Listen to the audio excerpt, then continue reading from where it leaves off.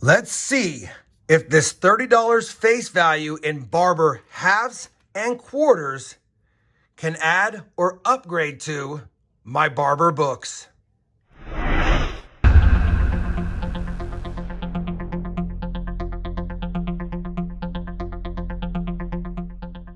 Hey everyone, it's RobFindsTreasure. Welcome back to my channel. I thought I would do something different today. Since I went to the Grapevine Coin Show with Ravenlock Coins, I decided to go ahead and pick up some Barber stuff to see if I can add or upgrade to my already existing junk silver Liberty Head Barber Quarters and Liberty Head Barber Half Dollar collection books. Now, both these books have been assembled from just junk purchases, from collection purchases, from coin show buys and things like that. Most of this stuff has been bought at junk silver prices. Occasionally, maybe I paid up a little bit on a better Barber stack or part of a collection, but for the most part, all of this stuff was purchased at affordable prices. Now, that being said, at the Grapevine Coin Show, I went around to a bunch of tables to see who had Barber stuff, and a lot of tables did have some, but not a lot, and most of them wanted 23 to 25 times face, but I found Todd, and this is not a sponsored video, I'm just shouting him out because he gave me a pretty good deal, 21 times face value for all this stuff. So each of these $10 bags or rolls was only $210 each, so 21 times face, $630 spent for $30 in Barber goodies. Thank you, Todd. I appreciate it. I don't know if anyone's near the Broken Arrow, Oklahoma facility that he has, but if you are, check him out. Definitely an honest dealer and good prices. Now, that being said, we're going to start with the Barber Quarters. I don't know what's in here. He actually didn't have this for sale, but I asked him for quarters, and he said he had a bunch of them that he just recently got that he hadn't gone through yet, but he went ahead and gave them to me anyway. And so that's why I'm excited to get in this one to see if there's any better dates, better condition ones, or like I said, most importantly, upgrades or additions for the book. Once we finish those, we'll move on to the Barber Half Dollars. And then once again, after I get them sorted, we'll compare them to the book, see if we have any upgrades or additions. And unlike previous hunts, I will give you guys a look at both Barber collections after we've added the upgrades and additions. All right, let's kick it off with the Barber Quarters, and I'll be back in just a second. All right, we have got the Barber Quarters sorted by year and mint, and you know what? There's quite the assortment here, and as a matter of fact, there are no duplicates. So not one duplicate in this roll, and I would imagine this might have been somebody's collection from their book that they maybe just rolled up and sold to the dealer, and I'm thankful for the price I got on them. But the top row is any New Orleans minted Barber Quarters. Then we have the Philadelphia row. Then we've got the Denver row. And then the bottom ones are the San Francisco. And I do have 5 San Francisco minted Barber Quarters in that lot, which makes me happy. Now, I'm not going to spend a whole bunch of time on them individually. Most of these are in pretty tough condition, but there are a few nicer ones. Matter of fact, if I recall, this 1907 S is not in that bad a shape, as well as this 1907 O. Both of them have some Liberty on the headband. I mean, there's a scratch and things like that, but they have full rims, good details. And there's a few other nicer Barber Quarters in here, but nothing to write home about. No submitters, no really better dates. There's a couple of slightly better dates and lower mintages that have a little more value than what I paid, of course. But the main project here was, like I said, to upgrade and or add to my already existing Liberty Head Barber Quarter binder from just junk silver purchases. Let me go ahead and do that now, see if we have any upgrades or additions, and I'll be back and I'll show you the ones that are candidates for additions and upgrades. So after comparing all of the Barber Quarters to the ones I have in the book, the ones on the top here are the ones that are going to either upgrade or be additions to the book. The ones that are pushed up higher are the 2 that we're going to be adding. We're going to be adding an 1893 O, did not have that in the book. And we're going to be adding an 1898 S, not in the best shape, but also didn't have it. As far as upgrades, we have the 1893 Philly. We also have an upgraded 1898 New Orleans. An upgraded 1898 Philly. An upgraded, and this is actually a really nice Barber Quarter, good details on it, 1901 Philly. Take that one all day. You saw these before, figured they would upgrade.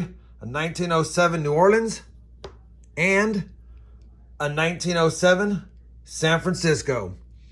Also, we have an upgrade for the 1908 Denver, the 1913 Denver, not in the greatest shape, but neither is mine. And then finally, the 1914 Denver. So quite a few upgrades and 2 additions for my book. Let me plug them in, and then I'll give you a look at the book here in just a second, and then I'll roll up the rest of the barber quarters that we have that are not needed at this time. All right, I've got all the upgrades and additions added to my Liberty Head or Barber Quarter album. And remember, this is just from junk silver purchases. So over the last 4 years, as I've been buying junk silver from my silver dealer, from coin shows, or from coin collections purchased at my silver dealer, that's all of the Liberty Head or Barber Quarters I've added in this book. So there's a lot of cool ones, but there's also a lot of dates that have been filled from just getting them between 19 and 23 times face value, and I'll take it. Here we go. On the first page, we are missing the 1892S. Of course, the 1892O is pretty toasty, as well as the 1893S, but we got them. Only missing one from the 1892 year. We're missing the 1895S, the 96S, the 97O, and the 97S. So always struggling with S minted coins in my area, especially in junk silver purchases, but a lot of these are better dates, of course. So what are we missing on that first page? 5. On page 2, we do need an 1899S, a 1901S, and a 19050. Of course, tougher dates there as well, but pretty good examples in here. Like I said, some are rough, but I'll definitely take them, especially from how I've acquired them. And then on this page, we are missing the 1909O, and that's it. And I'll tell you, we got some pretty good examples on this page, but we do have some rough examples, but that's a better date, of course. And then on the final page, all we're missing is the very tough dates, the 13P, the 13S. I mean, the 13S is going to be a tough one to get. It's probably a $1,000 plus coin, even in low grades. And then a 14S as well. So a lot of S minted coins missing in the book. But like I said, we've got a lot of them filled up. We're missing 3, 4, 5, 6, 7, 8, 9, 10, 11, 12. Only 12 more Barber Quarters I need to get, and I'll probably end up having to buy some of these down the road individually, but for now, this is what we got in the book, and that makes me happy. Now that we've done the Liberty Head Barber Quarters, and we've got them already completed and put in the album, we're going to work on the 2 bags I have left of the Barber halves, and again, I'll sort them, lay them out here for you guys, and we'll see if we have any upgrades or additions for my Barber half dollar book.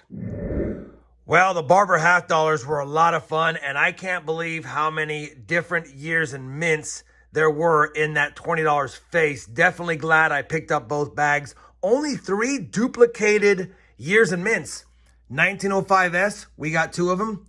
1903O, we got 2 of them. And 1898P, we got 2 of them. Out of the $20 face, $8 in face was S minted Barber half dollars, and another $3.50 in face was New Orleans. Those are 2 mints that I don't see a lot of. Even though a lot of them are common years, there's a couple of really good ones in here, like this 1901S. Unbelievable. That's a pretty good half dollar, and I know it's in rough shape. It's got a rim ding, it's been cleaned, it's got scratches, but still a under 850,000 minted. I'll have to see if I need that one. But I bring you in mostly because under the scope, I've got kind of a tough call here. You guys let me know. Let me flip it around first. And it's clearly, without a doubt, an 1893. We know that. 1893. And in 1893, there was 3 different mints that minted Barber half dollars. The Philadelphia, the New Orleans, and the San Francisco. Only those 3. And if I flip it around, it's heavily worn, but is it me or is that an S? I think that's a mint mark. It's heavily worn here. I mean, it could be damage. Maybe I'm wishful thinking here, but that looks like an S mint mark to me. That looks like a worn S mint mark. It has what looks like a serif and a hook, and it has what looks like a hook down here. And I know eyes can play tricks on you, but that does look like there's something elevated in that field there, like a mint mark, and that doesn't look like an O. And if it is a mint mark, It definitely doesn't look like an O, but you guys let me know, because if I think that's an 1893 S, that is a tough date to get. And I'm telling you, it looks like there was a mint mark down there, and that looks like an S to me under any light. I know we can't say with a shadow of a doubt, but 1893 S, only 740,000 minted, and even in G4 condition, it's $150+ plus. And I know this is probably not G4. This is probably fair to, at best. But I think that's an S. I think it's an S so much that I'm going to call it an S. And if it is an S, man, that's a tough find and a good find. And I think I might need it for my book. As far as the rest of them, there are some good ones. This 1909 O is also a tougher date. And I'm not going to go through them all, but definitely happy with the assortment here. And despite the fact that none are in great shape, there's not a lot of coal examples in here either. I mean, that would be considered coal for sure. And of course, the other 1901S, probably coal as well. But two better dates, a whole bunch of San Francisco mints, a whole bunch of assortment of dates and mints, only 3 duplicates. Let me compare all of these to my album, see if we have any upgrades or additions. I'll pull them aside and we'll take a look at them together. These are the Barber half dollars that we are going to upgrade or add, and there are a lot. I think we have 12, 2, 4, 6, 8, 10, 11 upgrades and 1 addition, the 1895S. And most of these are the S minted coins, and I know they're not in perfect shape, but believe it or not, like I said, it's hard for me to get S minted coins, and a lot of these are S minted, and even though they're not in great shape, they're upgraders as far as I'm concerned. Let me now go ahead and get these upgraded and added to the book. I'll take the ones out of the book, place them on the board, get that rolled up, and then I'll give you a look at the book with some final thoughts on this Barber hunt. All right, I've got the additions and upgrades added to the Barber Head half dollar book. And again, this is not in the best shape, but this is from junk silver purchases and a couple of random good finds through coin shows and things like that. I'll tell you in advance, we're only missing 4 to complete the collection. Let's go ahead and take a look at the ones we have. And again, there are some nicer coins in here, but there's a lot of cool ones. We don't have an 1892 O yet on the first page, and we don't have an 1895P or an 1896S. But again, some still have meat on the bones. Some are in rough shape. I really like the condition, even though it's probably been cleaned of that 1892 first year Barber half dollar minted in Philly. On the second page, we are missing the 1898 O. Don't have that one, but definitely have all of the other ones on the page. And I know this one looks bad, but it actually has decent detail. It's just been polished, and yeah, it doesn't look that great in the book, but in hand, under certain lights, it looks better. And then on the third page, we've got them all. And again, poor examples in here, but some decent examples as well. And then on the very next page, here you go. We got them all filled in. Another clean one, but decent detail. So I've kept it for as long as I can until I find a replacement 1909S. And then on the last page, we've got them all as well. I actually picked up a couple of the tougher dates at the Grapevine Coin Show probably a couple of years ago is when I picked them up. So if I did the math correctly, have all those, have all those, have all those. We're missing that one, and then we're missing 3 from the first page. I'll give you guys a better look at these books once I get them completed down the road. And again, I'll probably have to pick up some and bite the bullet and spend some more money to get them. But I'm only looking for lower grade examples if I do purchase the better dates, because I'm not here to get a high quality Liberty Head half dollar binder put together. All of my higher quality ones are either slabbed or in flips in my collection. Let me go ahead and put this other book next to it, because that's going to complete this Barber quarter and Barber half dollar purchase and hunt. Hopefully you guys had a lot of fun watching me go through these. I know I had a lot of fun going through them, and I have some Morgan and Peace dollars I still got to sort through as well. But that's for another video. If you guys did enjoy it, I'd appreciate that thumbs up.